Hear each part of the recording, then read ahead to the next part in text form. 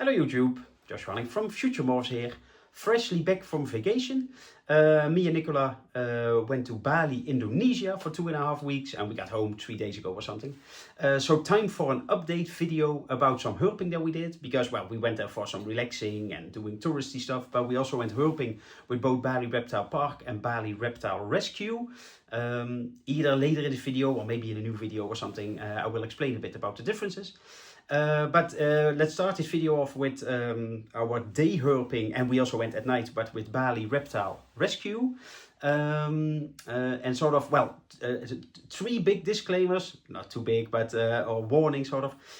First of all, some of the video and the filming is horizontal and some is vertical. I'm sorry, but I did some filming, Nicola did some filming, sometimes it just the shot is nicer like this and stuff, so we did not really went there to make a YouTube video. So if you sometimes see the thing switching, my apologies. The second thing is the Bali Reptile Rescue guys, we were with 3 guides in total.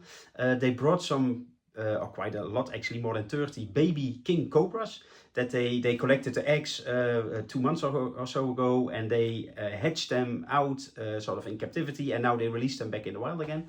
And I did not handle any of them, well, just like with a hook. They asked me, do you want to take one out of the bag? But you will see some videos of them handling, like just grabbing them with their bare hands. I don't have king cobras, or I don't even have any cobras or venomous snakes myself. This was the first time seeing king cobras, so for me, I'm definitely not an expert. I'm not saying that. I just want to say that you will see them handling them with their bare hands, and I would not do that. I did not do it, and I would not do it. But well, they have way more experience, so but I just want to let them know. And the other thing is, we also found an adult king cobra, and in there's one picture that I already posted in like the collage, and it looks like I'm just holding the tail here and the cobra is sort of here, and like I'm all alone in the jungle and nobody's there. But that's not the case. Like I said, there were 3 guides with us, and it was sort of wrapped around the stick and stuff. So they had it like that, and they said, do you want to hold it? So I said yes, because it felt pretty safe. But yeah, you will see some behind the scenes footage that Nicola also made, or the guides made. So yeah, you will see that it's probably safer than if you only see the one static picture where it looks like I'm just there like, oh. Don't be afraid, nothing strange happened or so.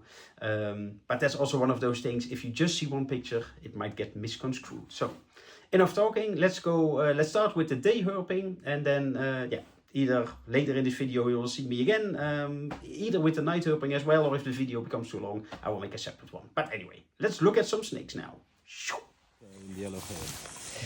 So, these are 2 reticulated pythons, Malayopiton reticulatus, that were not found in the wild, but the guy from Bali Reptile Rescue got them the night before, and they released them here, so they got a call from a hotel or something. Here you can also see the unbagging, both quite big. The first one you saw was not the coolest or not the nicest looking. This one you see now is way cooler, by color and stuff at least. I will go to the front, and you can see the face as well. It has some marks on there and stuff. Even if you see them now, yeah, they are so well camouflaged. So yeah, I can imagine it's difficult to find, even though they are big animals. Although at night we also found, me actually, I found it. So they are doable to find, but yeah, they are really cool and camouflaged. So yeah, again, these are wild snakes, but we did not find them in situ or so. Yeah, so but at least I just want to show you some shots of the animals themselves and how they are released back in the wild after they're being rescued. Well, the next snake we found is this. It's a baby Ptyas mucosa, the oriental red snake.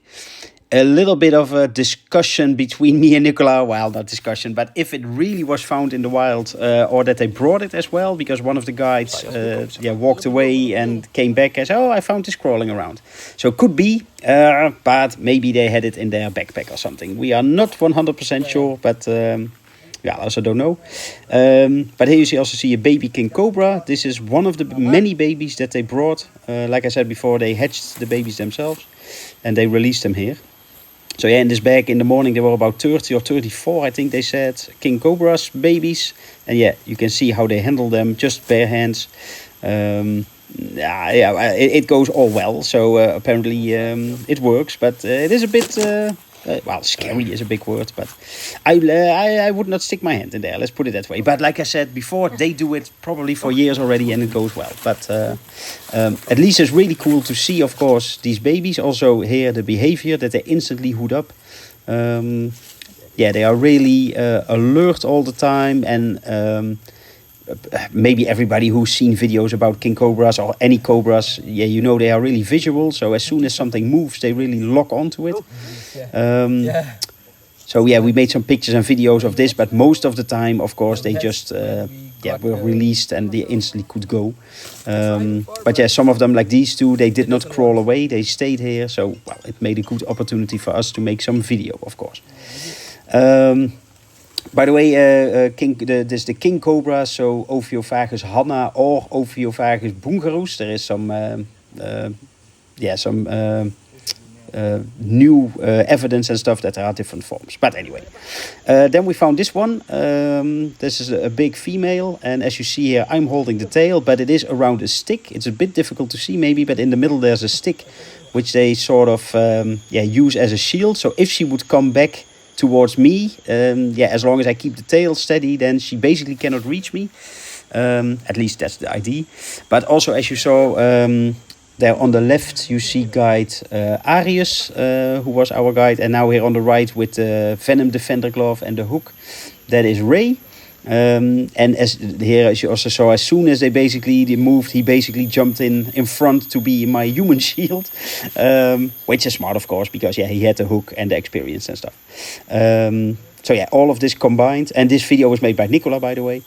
So yeah, all of this combined made me say, well, this is safe enough to try.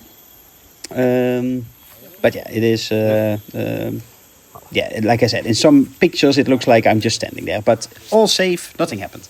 And of course, in the end, she could go. Me and Nicola also had some discussions afterwards, like, is she really a wild one? Maybe / probably. I don't have any proof or whatever. But, the guide Ray that found her and also put her back, he did disappear for a while and then came back, and we talked with another guide later from the Bali Reptile Park, and he said, like, yeah, they are really difficult to find, and I tried to find them for 2 months, and yeah, and we basically walked around for an hour and found one. So is it sort of a planted animal? We are not sure, actually. It's quite an expensive day trip. Just a day herping like this costs 3 million Indonesian rupiah per person. That's about 150 euros. So let's say about $200 or so. Per person. So yeah, we paid twice because Nicola was there as well, of course. So yeah, maybe they also have to sort of have something to show for that or so. But anyway, I don't know. I don't want to make any false claims, but just a thought. Then afterwards we went to this cave. Let's call it a reticulated python cave. Pretty cool to see because there are many beds, as you will see. That is worth it. The downside is we could not really go into the cave because of, well, 2 things. It was not allowed for religious reason, but also there was a big cave in before. And it was also really stinky of all the bed poop, the guano that was there. So yeah, you could not go in there without getting teary eyes. We did found one python, but it was all the way in the back here. So yeah, basically impossible to see. So welcome back. I will end the video here and make a new video about the night herping, because we found quite a lot of snakes actually at night as well. So that will be a long video as well, and I don't want to make it too long.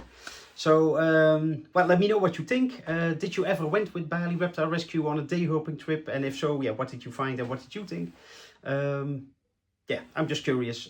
We liked it. It was a cool experience with the king cobras, of course. Although I'm not sure if I would do it again for the price combined with, maybe, we don't know. Maybe it was all real, of course. But we don't know if it was staged / planted or not. So like I said, I don't want to make any accusations or so, but it felt a bit, well, lucky, let's say, that we just walked around for about an hour in that area and we found a big female reticulated python, king cobra, sorry. So Was it a cool experience? Yes. Was it expensive? Yes. So, well, anyway, enough talking. If you have any comments, then let me know, and I will see you in the next video. Bye bye.